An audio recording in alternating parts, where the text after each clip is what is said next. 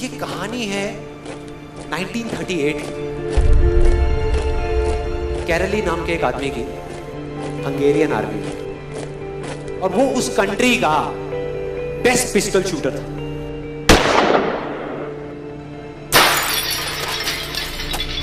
जितनी भी national championships हुई थी उस कंट्री में, उसको वो जीत चुका था। और सबको ऑलमोस्ट कंफर्म था कि 1940s में जो ओलंपिक्स होने वाले हैं उसमें गोल्ड मेडल कैरली को ही मिलेगा। और उसने सालों से ट्रेनिंग करी थी। उसका एक ही सपना था, एक ही फोकस था कि मुझे अपने इस हाथ को दुनिया का बेस्ट शूटिंग हैंड बनाना है, बेस्ट बनाना है, बेस्ट बनाना है। और वो कामयाब हो गया, उसने बना लिया बेस्ट शूटिंग हैंड। सिर्फ 2 साल का फर्क था। 1938 में एक आर्मी का ट्रेनिंग कैंप चल रहा था। क्योंकि वो आर्मी में था तो एक एक्सीडेंट हो गया। उसके उसी हाथ में जिससे उसने गोल्ड मेडल जीतना था, उसमें एक हैंड ग्रेनेड फट गया और वो हाथ चला गया। जो उसका सपना था, जो फोकस था, सब खत्म।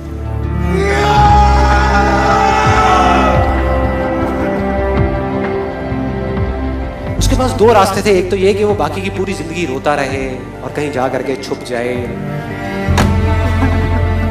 या अपना जो गोल था जिस पे उसने फोकस किया हुआ था उसको पकड़ करके रखे। तो उसने फोकस किया उस पे नहीं जो चला गया था, जो उसके पास नहीं था। उसने फोकस किया उस पे जो उसके पास था।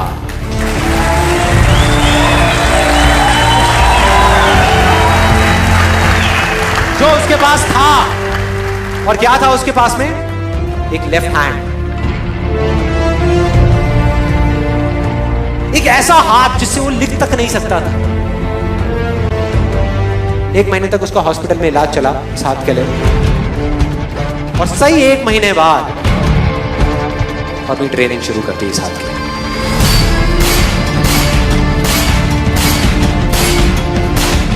ट्रेनिंग के 1 साल बाद, मतलब कि 1939 में वो वापस आया।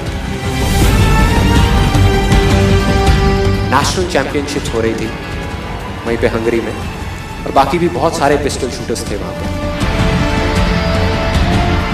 उन्होंने जा करके उसको कांग्रेचुलेट किया, कहा कि यार देखो, ये होता है जज्बा, ये होती है स्पोर्ट्समैन स्पिरिट, कि इतना सब कुछ होने के बाद भी तुम यहां पर आए हो हमको देखने के लिए और हमारा हौसला बढ़ाने के लिए। किसी को नहीं पता था कि वो 1 साल से अपनी ट्रेनिंग कर रहा था लेफ्ट हैंड की। और उसने जवाब दिया, मैं यहां पर तुम्हारा हौसला बढ़ाने नहीं आया, तुम्हारे साथ कॉम्पीट करने आया हूं, तुमसे लड़ने आया हूं, तैयार हो जाओ। और कंपटीशन हुआ। बाकी सब वहां पर जितने भी लोग थे वो कॉम्पीट कर रहे थे अपने बेस्ट हैंड से। ये कॉम्पीट कर रहा था अपने ओनली हैंड से, ओनली हैंड से। कौन जीता? The man with the only hand, Kairali जीत गया।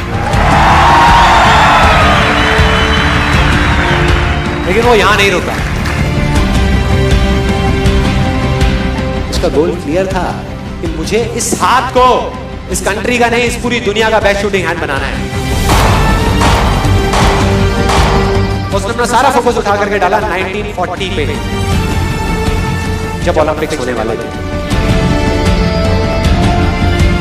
लेकिन 1940s के ओलंपिक्स कैंसिल हो गए वर्ल्ड वॉर की वजह से।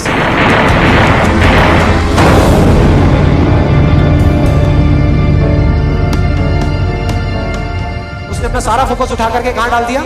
1944 में जो ओलंपिक्स होने वाले थे उसके ऊपर। और 1944 में जो ओलंपिक्स होने वाले थे वो भी कैंसिल हो गए वर्ल्ड वॉर की वजह से। फिर से कैंसिल।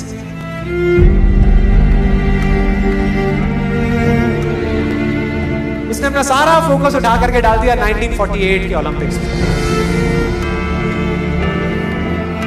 1938 में उसकी एज थी 28 साल, 1948 में उसकी एज हो चुकी थी 38 इयर्स। और जो यंगर जो प्लेयर्स आते हैं निकल करके, उनसे कॉम्पीट करना मुश्किल होता चला जाता है। लेकिन मुश्किल नाम का ये वर्ड था ही नहीं उसकी डिक्शनरी में। वो गया,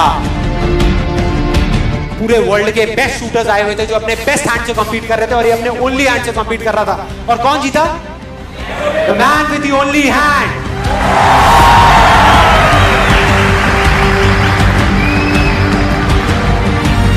लेकिन वो तब भी नहीं रुका। 1952 ओलंपिक्स, दोबारा कॉम्पीट किया उसने,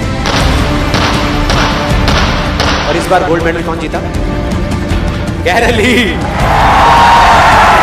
4 साल बाद दोबारा से, और पूरी की पूरी हिस्ट्री को बदल करके रख दिया ओलंपिक्स ने। इस पर्टिकुलर कंपटीशन में उससे पहले किसी भी एथलीट ने लगातार 2 गोल्ड मेडल्स नहीं जीते।